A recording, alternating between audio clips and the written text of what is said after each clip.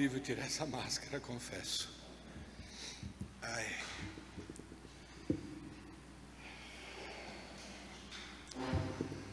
Fazia tempo, que eu não ouvia louvor desse jeito. Vou cantar uma coisa para vocês. Ouvir minha voz lá em casa cantando é muito ruim, mas ouvindo a de vocês aqui é muito bom. Uma amostra, de como vai ser lá no céu, quando nós estivermos lá. Quero saudar a todos com a graça do nosso Deus. Graça essa demonstrada por nós a cada dia, na qual o Senhor cuida de nós, mas também demonstrada há mais de 2000 anos atrás, naquela cruz, quando Jesus pagou o preço dos nossos pecados. Vamos continuar a nossa série. Conhecer o verdadeiro Deus gera verdadeiros adoradores. Se eu não estiver enganado, deve ser a terceira mensagem. Nós estamos estudando a apresentação que Deus faz de si mesmo, lá em Apocalipse capítulo 1, versículos de 4 a 8. Nós já vimos que quem escreveu o livro de Apocalipse foi o apóstolo João. Mas o apóstolo João disse que ele está escrevendo aquilo que Deus mandou ele escrever, uma visão que ele teve. Então, nessa saudação, na verdade, é Deus saudando aquelas igrejas da Ásia, e é Deus nos saudando. E nessa saudação, Deus se apresenta, para a igreja. Diz assim: João, às 7 igrejas da província da Ásia, a vocês, graça e paz da parte daquele que era e que há de vir, da parte dos 7 espíritos que estão diante do trono, e da parte de Jesus Cristo, que é a testemunha fiel, o primogênito dentre os mortos e o soberano dos reis da terra. Ele que nos ama e nos libertou dos nossos pecados por meio do seu sangue e nos constituiu reino e sacerdotes para servir ao seu Deus e Pai. A ele sejam glória e poder para todos sempre. Amém. Eis que ele vem com as nuvens, e todo olho o verá, até mesmo aqueles que o traspassaram, e todos os povos da terra se lamentarão por causa dele. Assim será. Amém. Eu sou o Alfa e o Ômega, diz o Senhor Deus, o que é, o que era e o que há de vir, o Todo-Poderoso. Então Deus se apresenta aqui, nós já vimos isso, ele se apresenta sendo uma trindade divina. Deus Pai se apresenta como aquele que é, que era e que há de vir. Deus Filho se apresenta como a fiel testemunha, primogênito dentre os mortos, o soberano dos reis da terra. E o Espírito Santo se apresenta como os 7 espíritos que estão diante do trono. E a trindade junta se apresenta no versículo 8. Eu sou o Alfa e o Ômega, diz o Senhor Deus, o que era, o que é e o que há de vir, o Todo-Poderoso. E aqui os 3 se juntam, sendo um só, se apresentando dessa forma. Essa saudação nos ensina muitas coisas. Nos ensina que Deus deseja que nós o conheçamos mais e melhor. Essa saudação também ensina, e agora não sei se isso aqui está funcionando, eu liguei. Você que apertou ou fui eu aqui? Tá bom. E essa saudação também nos ensina que para glorificar a Deus é preciso conhecê-lo mais e melhor. Deus, nós já sabemos, é um ser infinito. Nós temos toda a revelação necessária para prestarmos adoração ao nosso Deus através da sua palavra. Mas o fato de termos toda essa revelação já ensinada para nós não significa que nós o conhecemos de maneira plena. Por isso que nós estamos aqui, inclusive, nesta manhã, para conhecer a Deus ainda mais e ainda melhor. E isso vai fazer de nós também melhores adoradores. Na mensagem anterior, nós vimos que para adorar a Deus é necessário acreditar que Ele é único, é um único Deus. Mas também é necessário acreditar que Deus são três pessoas da Trindade distintas e igualmente Deus. Também para adorar a Deus é necessário e é essencial acreditar que Ele é eterno, que Ele é onipotente. Deus é aquele que está agindo o tempo todo. Deus se faz conhecer através das ações que Ele está realizando hoje, no tempo presente, por isso que Ele se apresenta como aquele que é. Mas para conhecer a Deus, nós também precisamos lembrar das ações que Ele realizou no passado. Por isso que Ele também se apresenta como aquele que era. E Deus também se faz conhecer através das ações que Ele prometeu realizar no futuro. Por isso que Ele também é aquele que virá.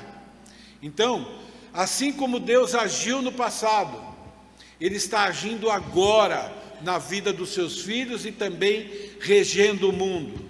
E da maneira que Ele agiu no passado e no presente, Ele também vai agir no futuro, isso é, Ele vai garantir o cumprimento de todas as suas promessas. Inclusive a promessa de que um dia nós estaremos para sempre com Ele no céu, libertos do pecado e também da punição eterna do pecado que é o inferno. Para adorar a Deus é essencial abandonar a crença em outros deuses, abandonar a crença em outras coisas, isso é, abandonar a idolatria e se converter a Ele reconhecendo-o como o único Deus.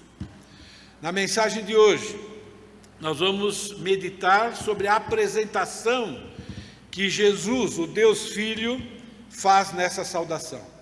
E vocês repararam que eu pulei o Espírito Santo, porque se eu for seguir exatamente a saudação, eu deveria estar falando a respeito dos 7 Espíritos. Mas como hoje é a ceia do Senhor, então eu quero usar a mensagem de hoje para estarmos celebrando a ceia do Senhor, relembrando Jesus, quem Ele é, e o Espírito Santo eu ainda vou pregar no futuro.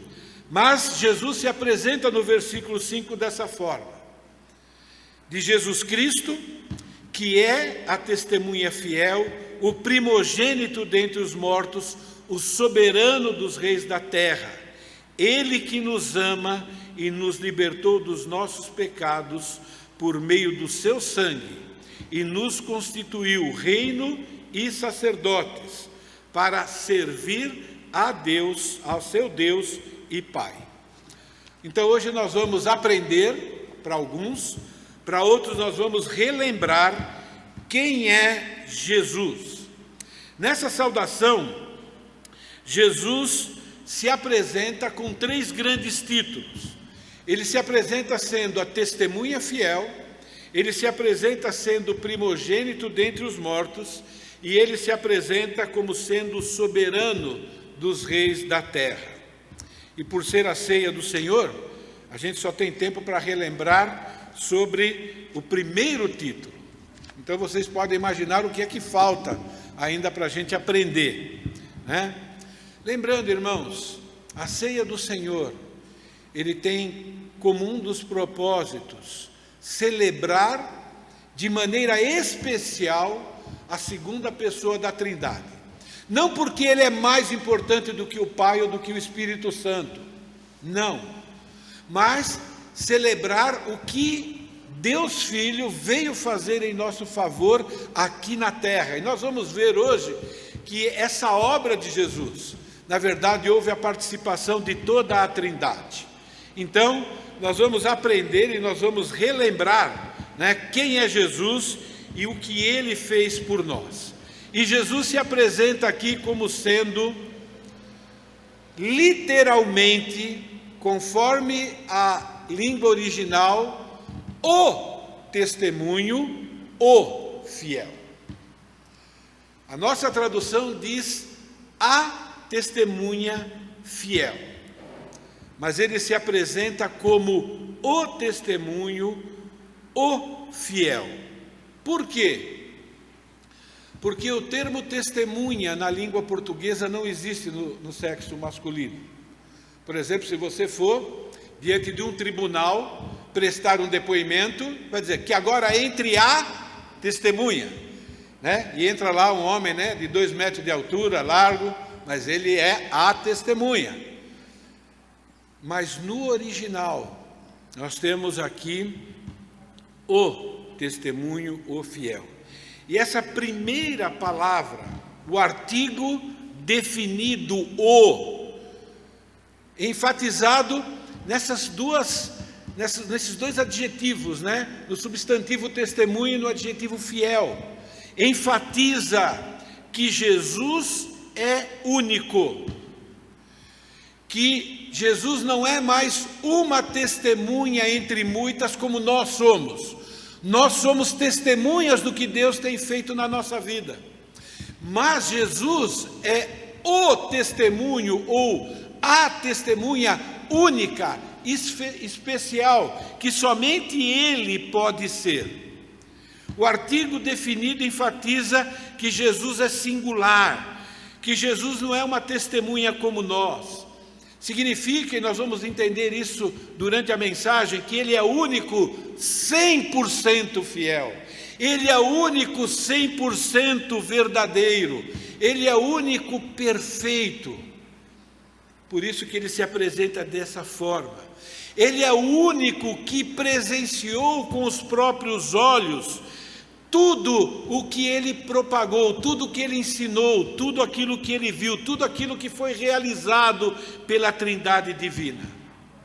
Ele estava com Deus, porque Ele faz parte da Trindade, e por isso que Ele é o testemunho, o fiel, e não mais uma testemunha, e não mais um fiel entre os muitos. A segunda palavra importante é a palavra testemunha. E eu fiz questão de colocar o termo grego na frente, não porque eu entendo de grego, viu, irmão? Não entendo não, eu fui pesquisar e estudar. Mas é que vai ajudar na compreensão. Testemunha aqui é a palavra martus. Essa palavra descreve 2 ações e ambas se aplicam a Jesus. Martus significa alguém, uma pessoa que presenciou algo. Uma pessoa que testemunhou, que assistiu um ou mais acontecimento, presenciou um ou mais fatos, e agora ela está apta para dizer que aquilo que aconteceu é verdadeiro, tem agora uma validade legal. Quando nós nos apresentamos como testemunha diante de um juiz, nós temos que fazer um juramento lá, né? Falarmos somente a verdade. E aquilo agora tem um valor legal. No Antigo Testamento também tinha valor legal para punir uma pessoa, para absolver uma pessoa. E isso significa testemunha aqui. Mas nós não podemos esquecer o artigo definido o. Somente Jesus é aquele que, no princípio, Ele é a palavra, Ele estava com Deus e Ele era Deus. E o versículo 2 enfatiza, e estava com Deus no princípio. Isso significa que Jesus é o testemunho que sempre fez parte da Trindade Divina, e tudo aquilo que Ele falou é também aquilo que Ele realizou e aquilo que Ele está realizando juntamente com o Pai e com o Espírito Santo. Mas essa palavra martus também tem um outro significado que representa bem aquilo que Jesus Cristo fez. Essa palavra martus é da onde deriva a palavra da língua portuguesa mártir. Martus é usado para descrever aqueles que, por seu exemplo, provaram a força e a genuidade da sua fé em Cristo por sofrer morte violenta, segundo o dicionário de Strong. Como eu disse, daí vem o nosso termo mártir. Por exemplo, Estevão, em Atos capítulo 22, versículo 20, temos um testemunho do que Paulo fez no passado, e ele agora está confessando, né, que ele perseguiu a igreja, e ele diz: quando se derramava o sangue de Estevão, a tua testemunha, e a palavra aí é marturos, é a palavra que deriva de martus, eu também estava presente, consentia nisso e até guardei as vestes dos que o matavam. Então isso nos relembra o que Jesus Cristo fez na cruz. Agora eu preciso fazer uma observação teológica extremamente importante. Teologicamente, nós não podemos usar o termo mártir para o sacrifício que Jesus Cristo fez na cruz. Por quê? Porque Jesus sofreu e morreu voluntariamente para nos salvar. Ele não foi obrigado a fazer isso. Ele não é aquele mártir no sentido de vítima, de ser impotente de escapar de uma situação. O ser humano é. Quando tentaram matar Estevão, ele não tinha como escapar, ele era impotente. Então Jesus não é mártir no sentido de ser impotente, de escapar daquela situação, porque ele poderia ter saído da cruz na hora que ele quisesse, ele poderia ter fulminado todas aquelas pessoas, assim com o sopro da sua boca. Inclusive, a Bíblia afirma que Jesus vai fazer isso quando ele voltar para reinar. Lá em 2 Tessalonicenses, afirma que Jesus vai matar o anticristo, o falso Cristo, o Cristo aceito pela sociedade daquela época, pelo mundo daquela época. E Cristo vai voltar para reinar, e quando ele voltar, ele vai aniquilar o anticristo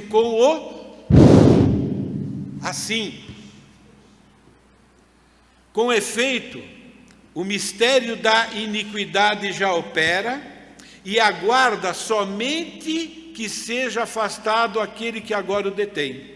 Então será de fato revelado o iníquo, a quem o Senhor Jesus matará com o sopro da sua boca e o destruirá pela manifestação da sua vinda. Então Jesus não foi um mártir, uma vítima lá na cruz. Porém, a palavra martus se aplica no sentido de que Jesus voluntariamente sofreu uma morte violenta, cumprindo fielmente a sua missão, glorificando a Deus, garantindo perdão, redenção para nós. E a terceira palavra desse título de Jesus é fiel, o fiel. Essa palavra significa simplesmente verdadeiro, mas tem muito significado nesse termo verdadeiro. Essa palavra também descreve duas atitudes que fazem parte do caráter de Jesus. Fiel é uma pessoa perfeitamente confiável em palavras e ações. Jesus, quando abriu a sua boca, ele sempre falou e somente falou a verdade. E sempre que ele agiu somente e conforme a verdade. Jesus é a fiel testemunha de tudo que está escrito no livro de Apocalipse. Por exemplo, lá no começo do livro ele já é apresentado como a testemunha. E Jesus também está dizendo que ele é testemunha de tudo aquilo que está escrito na Bíblia. Ele é também a verdade personalizada. Quando Jesus teve aquele encontro com Herodes, em João capítulo 18, versículo 37, Herodes faz uma afirmação. Alguns pensam que até foi uma pergunta, né? Mas, então você é rei, disse Pilatos. Jesus respondeu: tu dizes que sou rei. De fato, por esta razão eu nasci e para isso vim ao mundo, para testemunhar da verdade, o fiel testemunhando da verdade.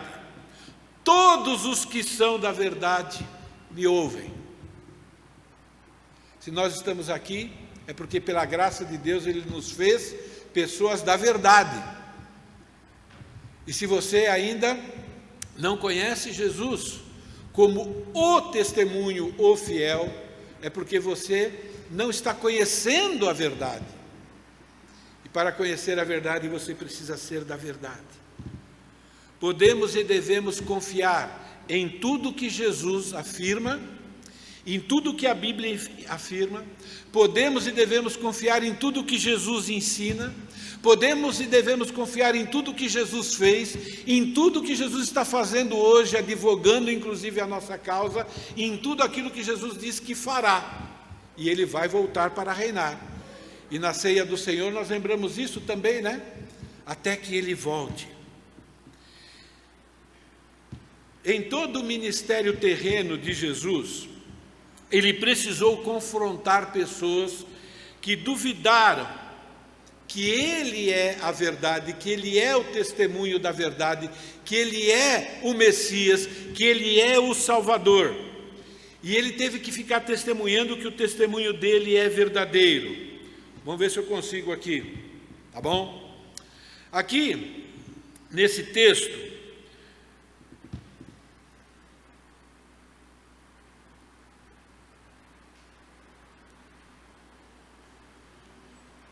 pensei que eu tinha colocado esse texto. Abram, por favor, em João capítulo 3.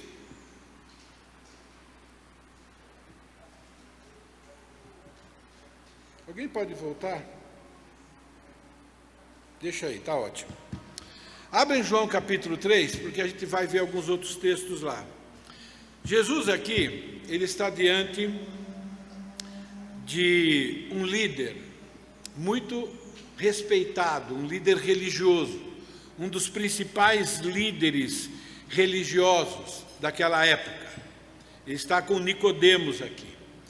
E ele faz essa afirmação para Nicodemos: em verdade te digo, que nós dizemos o que sabemos e testificamos o que temos visto. Contudo, não aceitais o nosso testemunho. Lembra? Jesus se apresenta como o testemunho, o fiel. Jesus está confrontando aqui a incredulidade de Nicodemos e dos líderes religiosos daquela época. Ele está afirmando: vocês não aceitam o nosso testemunho. Então Jesus é a testemunha fiel do quê? Testemunha fiel do plano de Deus para salvar os pecadores. Esse plano é centrado na pessoa de Jesus Cristo. É centrado em quem Ele é. Ele é o Messias prometido. Ele é o Cordeiro de Deus que tira o pecado do mundo. Mas também está centrado naquilo que Ele veio fazer. Ele veio aqui, e nós vamos ver isso, né, com mais tranquilidade mais para frente, mas Ele veio aqui para ter uma vida santa, para poder morrer no lugar dos pecadores.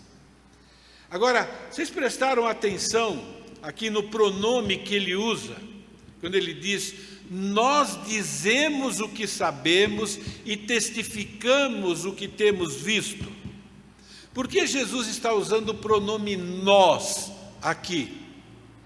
Bom, para vocês entenderem alguma coisa, tá bom? Ou a complexidade, né, de alguns textos bíblicos, tem 6 interpretações para esse nós. É lógico que eu não vou dar 6 interpretações. Eu vou dar aquela que eu creio ser a correta, tá bom? Mas Jesus não diz eu aqui e diz nós, porque Jesus representa, Ele é o representante físico da Trindade divina. Ele é Deus encarnado. Ele é o testemunho fiel, aquele Messias prometido desde Gênesis.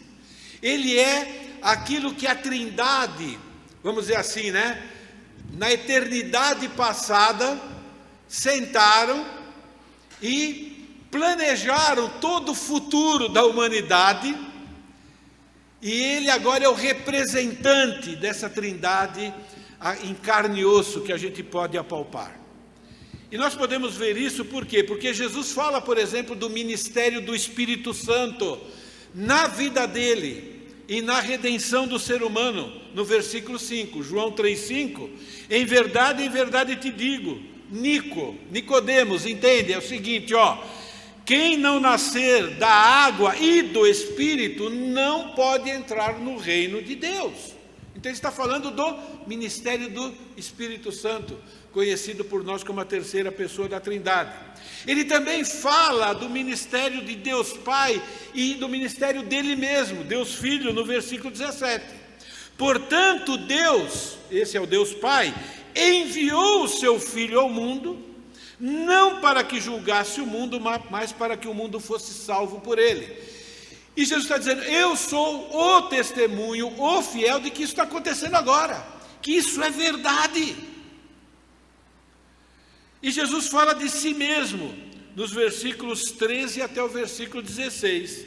Ora, ninguém subiu ao céu, senão aquele que de lá desceu, a saber, o Filho do Homem. O Filho do Homem é outro título de Jesus. E do modo por que Moisés levantou a serpente no deserto, assim importa que o Filho do Homem seja levantado, para que todo aquele que nele crê tenha vida eterna. Porque Deus, o Pai, amou o mundo de tal maneira que deu seu Filho unigênito, para que todo aquele que nele crê não pereça, mas tenha vida eterna. Então Jesus é o testemunho, o fiel. Por quê? Porque ele está falando aquilo que foi combinado lá no céu entre a Trindade. Lá eles combinaram algo, né? E Jesus falou assim, mais ou menos, né? Eu vou lá, Pai. Eu vou descer lá para cumprir a obra de salvar a humanidade. E como eu vou me fazer ser humano? O Espírito Santo agora vai me capacitar, eu vou fazer tudo no poder do Espírito Santo. E o Deus Pai falou mais ou menos assim, vai que eu dou suporte. E os três participando, né, da nossa redenção. Jesus é essa pessoa. Jesus é o testemunha fiel, porque ele veio para a terra para testemunhar o que os olhos dele viram, o que os ouvidos dele ouviram, e ele, juntamente com o Pai e o Espírito Santo, decretaram que fariam em favor do pecador. Esse decreto foi feito lá na eternidade e se cumpriu lá na cruz. E nós temos esse acontecimento no deserto, não sei quantos de vocês leram, não posso falar muito sobre ele, mas você vai lá em Números, capítulo 21, versículo de 4 a 9, o povo lá se rebelou contra Moisés e contra Deus, pecaram, duvidaram de Deus, estavam reclamando de Deus o tempo todo e de Moisés, por causa disso Deus manda serpentes para punir o pecado daquele povo. As pessoas estavam morrendo e Deus deu uma ordem para Moisés, faz uma serpente de bronze, coloca numa haste alta e todo mundo que olhar para a serpente vai ser salvo do veneno da cobra. E Jesus está dizendo, aquilo lá que foi feito, estava apontando para mim. Da mesma maneira que aquelas pessoas que tiveram fé e obedeceram a ordem de Moisés de olhar para a serpente depois de terem sido mordidos, ficaram imunes ao veneno, assim nós, quando olhamos para aquela cruz, crendo que Jesus pagou o preço do nosso pecado, porque Ele é o testemunho, o fiel, somos salvos, apenas crendo, confiando. Jesus aqui está dizendo que Ele sempre existiu, sempre viveu com Deus Pai e com Deus Espírito Santo. Jesus é o Deus, é o testemunha fiel que se tornou ser humano para representar de forma física a Trindade divina entre os seres humanos. Jesus, como Deus e homem, é a única pessoa que viveu entre os seres humanos, possuindo o conhecimento completo e direto de Deus, porque Ele é Deus. Por isso que Ele não é mais uma testemunha como nós somos. Por isso Ele é o testemunho, o fiel. E nós estamos aqui nesse culto celebrando a ceia do Senhor. E ao celebrar a ceia do Senhor, na verdade, nós estamos adorando. Nós estamos adorando ao Deus Filho, relembrando aquilo que Ele fez voluntariamente em nosso favor. Nós estamos relembrando o que o Pai fez por nós, o que o Espírito Santo também fez, nos convencendo do pecado, da justiça e do juízo.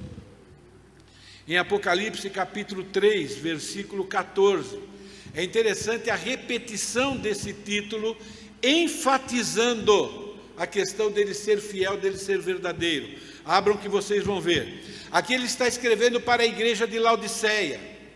Na verdade, ele está mandando João escrever, mas João simplesmente está escrevendo o que ele mandou, e diz assim: ao anjo da igreja em Laodiceia escreve: essas são as palavras do Amém. O que significa Amém? Assim seja, é verdade, não é isso? A testemunha fiel, e agora a ênfase de novo, e verdadeira, o soberano da criação de Deus. Então nós vemos uma ênfase na verdade, porque a verdade é que liberta, e quem conhece a verdade é que vai ser verdadeiramente liberto.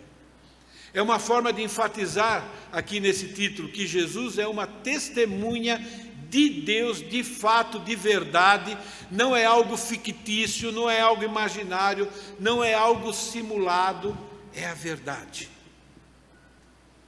Jesus é a única testemunha sobre Deus e sobre tudo o que é verdade, 100% confiável. É o único incapaz de mentir.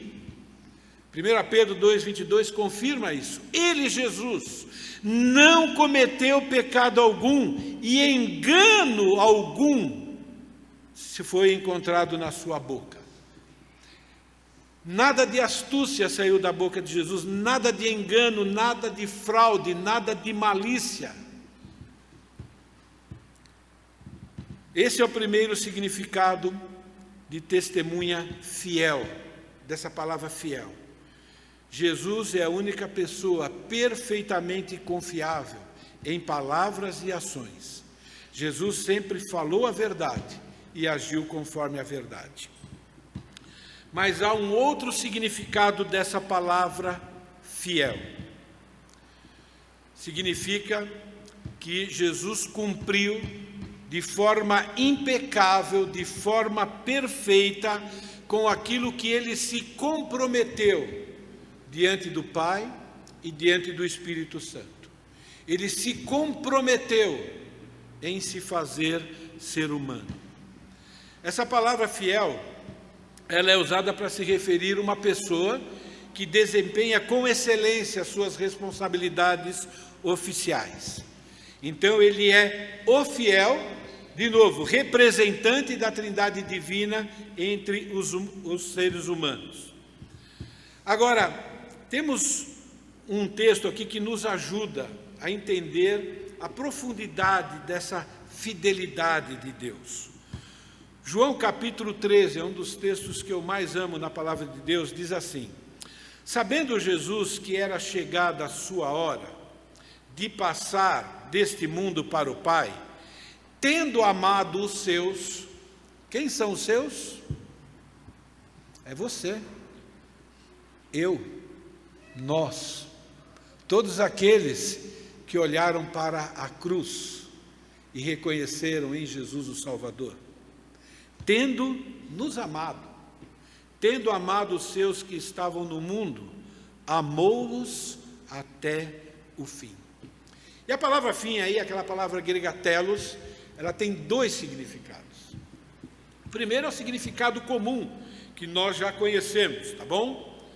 Telos significa o término, significa a conclusão de um plano, de um objetivo, né, traçado lá na eternidade, a última ação, né, de uma sucessão de eventos ou de acontecimentos, a última parte, né, quando a cortina se fecha, né? Então, lá na cruz foi a última, por exemplo, de várias tentações que Jesus venceu para ser o nosso Salvador. Por isso que ele é fiel, por isso que ele é leal. Jesus, mesmo diante das ferrenhas oposições que ele sofreu, mesmo diante dos terríveis sofrimentos, ele permaneceu fiel até o fim. Ele permaneceu fiel ao Pai, ele permaneceu fiel ao Espírito Santo, ele permaneceu fiel a si mesmo, porque ele é Deus e não pode negar a si mesmo, e ele permaneceu fiel a nós, por isso que ele nos amou até o fim. Satanás declarou guerra logo no nascimento de Jesus. Quando ele era novinho ainda, Satanás usou Herodes, nós sabemos disso, para matar Jesus. Satanás, durante toda a vida de Jesus, usou vários esquemas, várias ciladas, para tentar impedir Jesus de morrer na cruz. Satanás tentou até matar Jesus de outra forma, para impedir que ele morresse em nosso lugar. Como eu disse, vocês se lembram, a palavra testemunho está ligado a quem? A palavra martus, que tem a ver com mártir, não é? Então, Jesus é aquele que realmente suportou todo o martírio, até a vitória final da sua missão lá na cruz. Lá na cruz foi a última prova física, vamos assim dizer, da lealdade de Jesus. Lealdade de Jesus ao Pai, lealdade de Jesus ao Espírito Santo, novamente, lealdade de Jesus a si mesmo, lealdade de Jesus para com você. E é isso que nós estamos celebrando aqui na ceia do Senhor. Ele nos amou até o fim, nos amou sofrendo e morrendo, de morte violenta e horrenda, provando o seu infinito amor. A palavra fim tem um outro significado, que é esse termo telos. Esse termo telos também significa taxa, significa imposto. Nós temos esse tipo de imposto aqui também, mas lá já existia. Imposto é coisa muito antiga, viu, gente? Né? Essa palavra era usada para a taxa ou para o imposto que era cobrado sobre mercadorias que passavam nos ancoradouros, portos e portões da cidade. Então, Jesus, tendo amado os seus, amou até pagar a taxa, o imposto, o preço da nossa salvação. A cruz é onde o preço de todos os nossos pecados foram quitados. Na cruz, a nossa dívida de sangue foi paga pelo sangue de Jesus. Jesus é o testemunho fiel, porque ele pagou o imposto imposto por Deus. Quem foi que disse: o dia que você comer do fruto, Adão, você vai morrer? Quem foi que impôs isso? O Deus Todo-Poderoso. Então Jesus pagou de forma plena a pena pelo nosso pecado. Nós não precisamos fazer mais absolutamente nada para garantir a nossa entrada no céu. A taxa, o imposto já foi pago. O salário do pecado é a morte. Esse é o preço pelos nossos pecados. Isso é confirmado em João capítulo 19, versículo 30.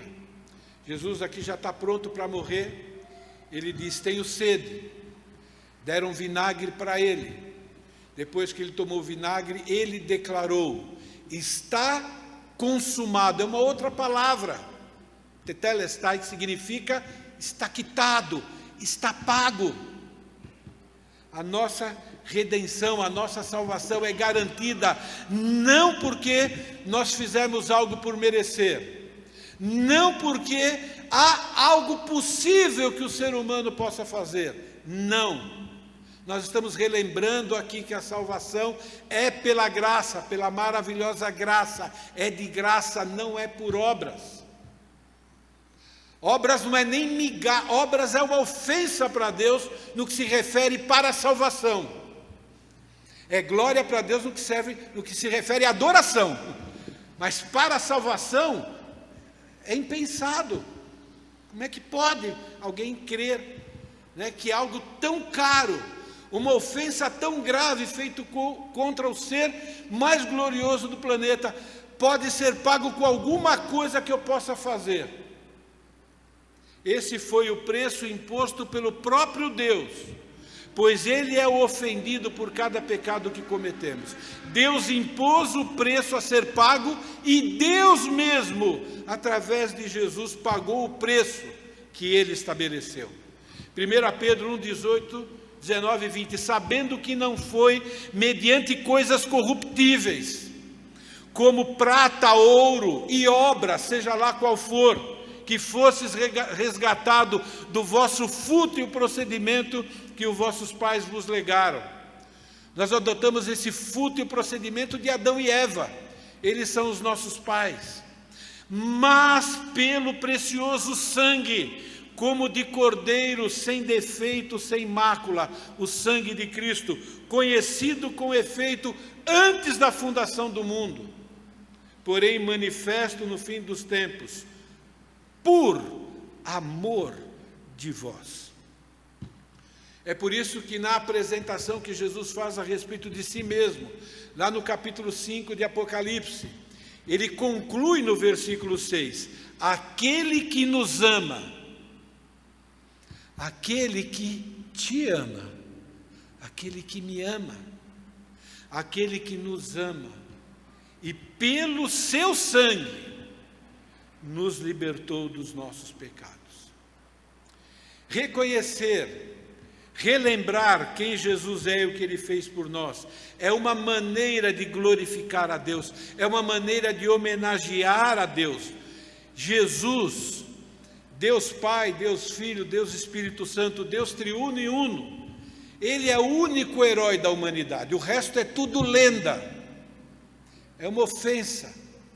Quando a gente pensa em heróis, herói é só Jesus. Se fez ser humano, de verdade, pagou o preço do nosso pecado. Jesus afirma categoricamente ser o verdadeiro Messias e Salvador do mundo. E cabe a pergunta, Ele é o teu Salvador? Glórias a Deus por isso. Não é? O que você está esperando para que Ele seja?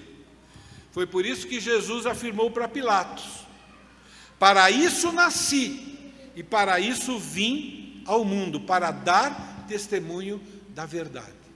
Qualquer outro plano de salvação, ou de redenção, ou de perdão, que não seja exclusivamente na suficiência do que Cristo fez, é mentira. Por isso Jesus também afirmou que Ele é a verdade. E Ele é a verdade que tem poder para libertar as pessoas do seu pecado, dos seus vícios, das suas fraudes, das suas corrupções. É o que Jesus afirmou. Disse, pois, Jesus aos judeus que haviam crido nele, se vós permanecerdes na minha palavra, sois verdadeiramente meus discípulos, conhecereis a verdade e a verdade os libertará.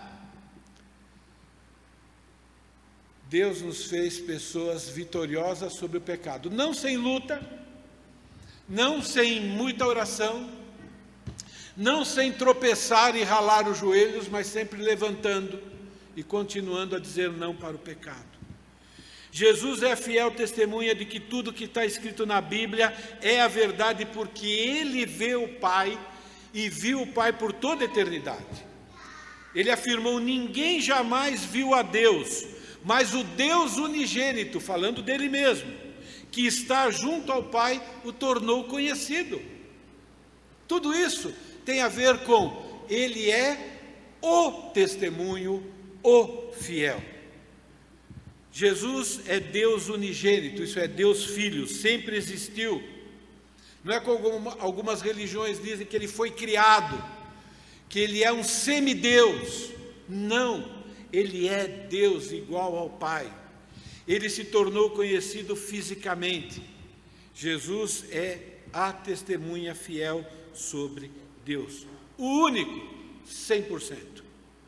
Jesus é fiel testemunho porque ele é Deus em forma física, conviveu com o ser humano, revelando todas as qualidades de Deus. Isso que significa o testemunho fiel. Ele testemunhou sobre o que Deus é através da sua vida, sem nenhuma falha.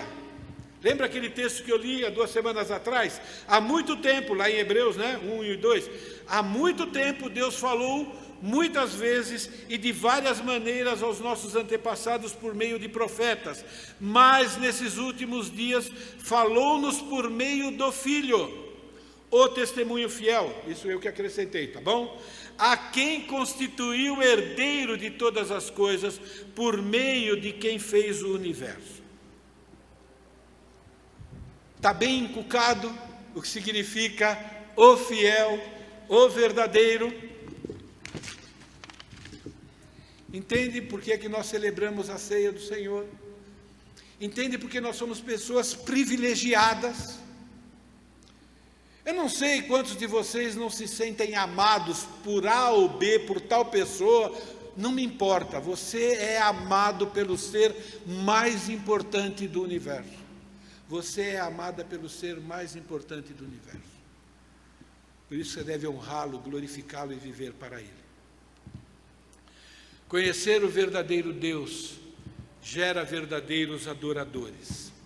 Para adorar a Deus é essencial abandonar a crença em outros deuses, em outras coisas, em outros supostos e falsos salvadores, e se converter a Ele, reconhecendo como único e verdadeiro Deus. Reconhecer Jesus como o testemunho, o fiel, é um ato de adoração e de salvação. Não há outro nome debaixo do céu que importa que sejamos salvos.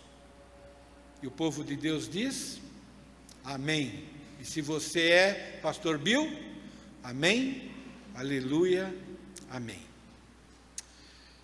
Eu quero encerrar essa mensagem lendo com vocês 1 Coríntios capítulo 11. Nem precisava, né? Toda a mensagem fala e nos relembra quem fez Jesus. Nós continuamos celebrando a ceia virtualmente. Nós não vamos ainda celebrar com os elementos, em respeito àqueles irmãos que não podem estar aqui conosco. Mas a ceia do Senhor pode ser e deve ser celebrada também mentalmente, espiritualmente, racionalmente, com o nosso coração, com os nossos sentimentos. 1 Coríntios capítulo 11, porque o que recebi do Senhor também vos entreguei, que o Senhor Jesus, na noite em que foi traído, tomou o pão. O que o pão relembra, irmãos? O pão relembra o que fizeram com Jesus, lá na cruz. Nos relembra claramente o que significa amar até o fim. Nos relembra aquelas chicotadas. Nos relembra aqueles pedaços de carne que saía naquele chicote romano, espedaçado. É isso que relembra. Mas relembra também o pão da vida. Aquilo que nos mantém firmes com Deus, aquele que nos mantém em crescimento. Nos lembra essas coisas. Tendo dado graças, o partiu. Este é o meu corpo, que é dado por vós. Fazei isso em memória de mim. Por semelhante modo, depois de haver ceado também, tomou também o cálice. O que o cálice nos lembra? Qual é a cor do vinho? O sangue. O nosso sangue não presta para nos redimir. Se nós ficarmos por nossa conta, nós vamos para o inferno. Mas o sangue de Cristo, esse sim, é aquele super alvejante contra o pecado. Nos torna, como a Bíblia não, né? Não, a Bíblia também diz, né? Mas lembro mais do cântico, né? Nos torna brancos, puros, alvos, né? Como a neve. É isso que lembra o sangue de Cristo, não é? O cálice da nova aliança no meu sangue. Não é sangue de bodes, não é sangue de cabrito, não é sangue de pomba. Aquilo era apenas uma ilustração do perfeito sacrifício feito uma vez por todas. É isso que a gente lembra na ceia do Senhor. Fazer isso toda vez que beberdes em memória de mim. Porque toda vez que comerdes do pão e beberdes do cálice, anunciais a morte do Senhor até que Ele venha. Nós anunciamos, cada ceia é uma mensagem evangelística. Jesus morreu em nosso favor. Nós relembramos e somos gratos e também divulgamos essa verdade. Mas também a ceia nos lembra que nós fomos libertos do pecado. Agora a gente tem poder para brigar com o pecado de igual para igual. Aquele que comer o pão e beber o cálice do Senhor indignamente é réu do corpo e do sangue de Cristo. Examine-se, pois, o homem a si mesmo, e assim coma do pão e beba do cálice. Pois quem come e bebe sem discernir o corpo, come e bebe juízo para si. Como é que está a nossa luta contra o pecado?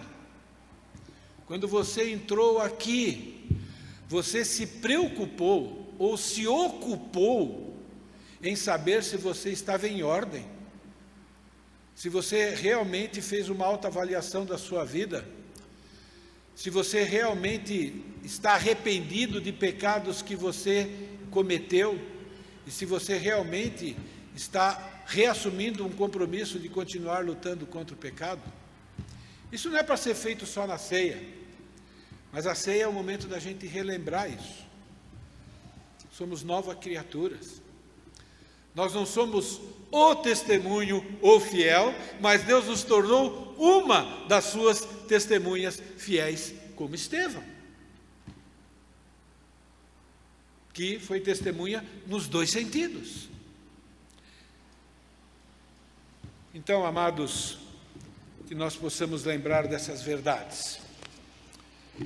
Quero encerrar, e eu gostaria de escalar duas pessoas para orar, agradecendo a Deus por Ele ser o testemunho, o fiel. E eu vou chamar um casal aqui. Agora quem que eu vou chamar? Tá. Dudu, vem aqui, por favor.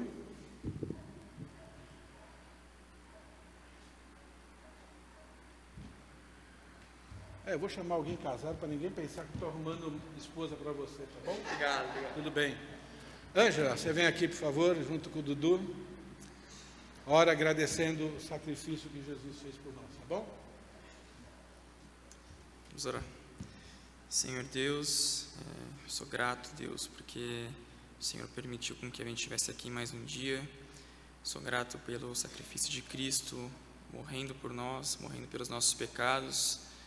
Pai, o Senhor conhece os nossos corações, sabe como muitas vezes nós não damos o valor necessário para essa morte, esse sacrifício, mas eu oro, Senhor Deus, para que da mesma forma como um dia o Senhor nos convenceu do nosso pecado, Pai, e o Senhor nos fez olhar a morte de Jesus, de fato como ela tem que ser olhada, Pai, como pagando o nosso preço e trazendo a gente de volta para o Senhor, que nós todos os dias possamos olhar para a morte dele dessa maneira, Deus, e que isso faça diferença nas nossas vidas, que nós continuemos com o coração grato por essa verdade de que o nosso pecado foi pago, o nosso preço foi pago, e que agora a gente tem comunhão com o Senhor novamente, Deus. Somos muito gratos ao Senhor, porque o Senhor tem nos permitido dia após dia desfrutar da melhor vida possível, Deus, uma vida com o Senhor, Pai. Apesar das lutas e das dificuldades, o Senhor tem estado ao nosso lado, e tudo isso por meio do sacrifício de Jesus, Deus. Eu sou grato por isso, no nome de Cristo. Amém. Quero te agradecer, Senhor, pelo privilégio que temos de ser amados por Ti, amados até o fim. É maravilhoso ver na Tua palavra tudo que ela descreve sobre o Senhor, né? Que o Senhor é a verdade encarnada, e a gente pode confiar porque o Senhor é fiel. Te agradeço, Pai, porque o Senhor nos abriu os olhos e a gente pode olhar para a cruz e ter a salvação, Pai.